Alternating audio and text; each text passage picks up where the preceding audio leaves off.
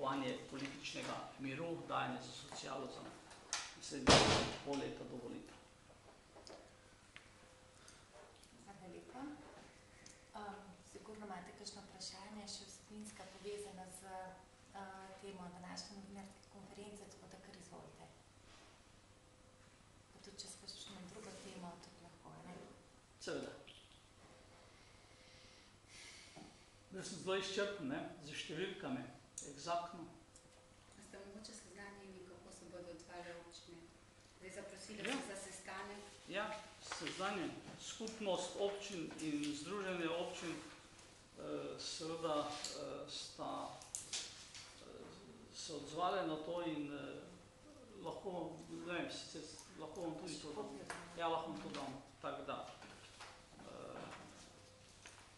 Kaj pa bomo naredili konkretno, ne? Ja. Če mene vprašate, je čas za državno nepokorščino strani obeh združenj. Vem, da bo pač ta odločitev morala vendarle tam pasti, ne? To je moje osebno mnenje, pa tudi kot župana, če hočete. Kaj to pomeni, čisto v praksi? To se bomo dogovorili, kaj to pomeni.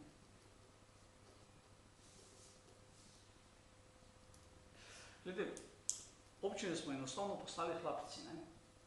In to je nevzdržno. In poglejte, če bi imeli regionalizacijo, definitivno Slovenija ne bi bila v takšnem kaosu, kot je. Ne bi bila, zato ker bi koriščenje evropskih sredstev potekalo po drugih nivojih, ne? Prav, poglejte, prav dokazano, ne, tisto, kar je poteka na lokalni ravni, ne, tam je za od 600 milijonov, 500 milijonov izkoriščenih. Ostalo bi še tudi bilo, če bi bil razpis, pa ga ni. Ko smo prosili na odboru za lokalno samoupravo, torej poslanci opozicije in koalicije, enotni smo bili, da se naj pri spremembi OP-ja da več denarja na dve postavki, to je na regionalni razvoj, cirka 400 milijonov dodatno, in na postavko izgradnje kanalizacije na Ministrstvu za okolje in prostor, in seveda zniža kriterij pod 2000 enot, ker potem lahko dodali samo velike sisteme. Ne bi vlada danes bila v situaciji, da zmanjšuje investicijska sredstva torej na tem postavku. Se lahko še enkrat vrnem, državna nepokorščina operativno, kaj to pomeni? Zdaj, kadar je nepokorščina, so kakšne ceste zaprte, pa tako, ne?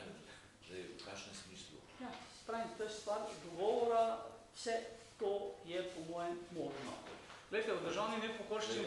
Občine je veliko, mislite, da je mogoče dobiti pri tem številu neko soglasje tako, neko kritično maso? Ne, da pravim, da to ni v redu, ne, okej, ne, sam izvedeno se mi zdi to malo zahtevno. Ja, mogoče še najlažje, ne, ker pač lokalna skupnosti bomo vsaka na svojem področju, potem, če se bomo tako dogovorili, to organizirali, ne. O državni nepokorščini so govorili tudi obrtniki, ne, ampak na koncu, ko so šefi obrtne podjetne zbornice sedeli z predsednikom vlade tam na kavi, se malo smehljali 2 urci, seveda nič dosegli, obrtniki, podjetniki danes se popadajo, niso plačeni in tako dalje, se ni zgodilo nič, ne. Zakaj se ni zgodilo? Zaradi obrtnikov? Ne, zaradi slabega vodstva obrtne podjetniške zbornice. Pika. In v tem primeru jaz verjamem, da imamo dobri vodstvi, tako v združenju kot v skupnosti. In bomo verjetno morali naslednje korake potegniti. To je prišlo včeraj na mizo. To je katastrofa. Še to sem se hotel vprašati, ste rekel, da rebalans bo padal, ne, po vašem prepričanju, in da bo Slovenska ljudska stranka proti. Torej, jaz sem rekel, da Slovenska ljudska stranka bo proti in upam, da bo padal. Upam, da bo padal, upam, da vse tega ne more nič podpreti. nekorektno bi bilo, ali pa je napovedovanje nekaterih medijev, da še ni podpore strani Slovenske ljudske stranke. Slovenska ljudska stranka takšnega rebalansa, tudi če v vladi blaga ne je podprla, ker ga ne more podpreti. Ne moreš ti rezati veje, na kateri sediš. In samo preko investicij, preko delovnih mest bomo zmanjševali socialni pritisk in seveda polnili tisto, kar moramo. Pika, šus. To je res prava vladna razvojna zavora, bremza, ne vem, kaj vam ne rečem, boljšega naslova si pravzaprav nismo mogli izmisliti. Kakšno vprašanje? Vprašanje je veliko, samo odgovori so težavni. Odgovore, ki jih lahko mi damo, jih damo. Na tej poziciji, ki smo, s tem treba računati, ne?